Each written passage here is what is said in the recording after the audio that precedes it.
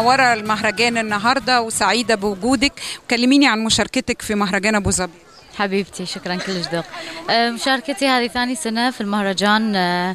للأسف ما عندي فيلم مشاركة فيه، بس إن نحضر ونشوف الأفلام اللي واصلين لها الشباب، خصوصا الأفلام الخليجية، لأن الأفلام المصرية والسورية والعالمية يعني ماخذين مكانهم الحمد لله، فإحنا نطمح إن إحنا ناخذ مكان بينهم، وإن شاء الله عندنا سينما تتطور.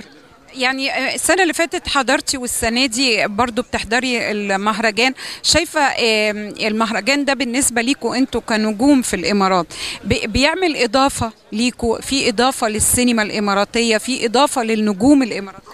فعلا هو إضافة حق الشباب أولا، والفنانين الخليجيين، والسينما الإماراتية، لأن مثل ما تعرفين الحضارات تختلط في بعض. نتعلم من الأفلام العالمية والعربية، ونحاول نطور من أفلامنا إحنا، ونحاول نشارك وننتج، وإن شاء الله نوصل على الأقل يعني قريب يمكم. إن شاء الله. يعني احنا سعداء بوجودك، وهنسيبك تسعدي بدورة جديدة، وإن شاء الله أتمنى السنة الجاية يكون مشاركة بعمل.